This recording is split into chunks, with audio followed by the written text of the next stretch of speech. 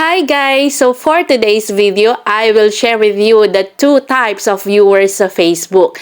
This is modified from one of my star senders na si Ma'am Shirley Ballesteros Reed. But before that, thank you muna sa 7,000 followers natin for always watching. And of course, to all our star senders for supporting our videos because it will be a big help for my students who are really in need of support. And syempre, to the Lisay brothers. So please continue to send stars, and as a thank you, I will flash all their names on this video.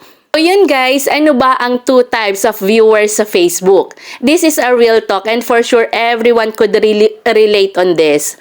First is the soft viewer. S for supportive. Siya yung viewer na kapag nag-post ka, heart react agad. Hindi siya mahirap i-please. Next is open-minded. Siya naman yung palaging nai-inspire sa mga new ideas na sinishare mo. F, fair. Wala siyang favoritism or discrimination. Walang mahirap, walang mayaman. Walang big or small creator or walang sikat o baguhan sa kanya. T, thankful. Siya naman yung nagko-comment ng thank you sa mga post mo kasi na-appreciate niya ang mga ito. So that is the soft viewer. Second type of viewer is the hard viewer. H, heart react. Heart react lang, mahirap pa niyang maibigay kahit na nag-i-enjoy naman siya sa mga post mo. A, assuming siya yung tipo ng viewer na feeling niya lahat ay alam na niya. R, rush. Ito ang pinakaayoko talaga sa lahat ng mga viewer. Yung mga viewer na nagmamadali kapag dumaan ka sa newsfeed nila at dahil di ka naman sikat or artista, dadaanan ka lang nila.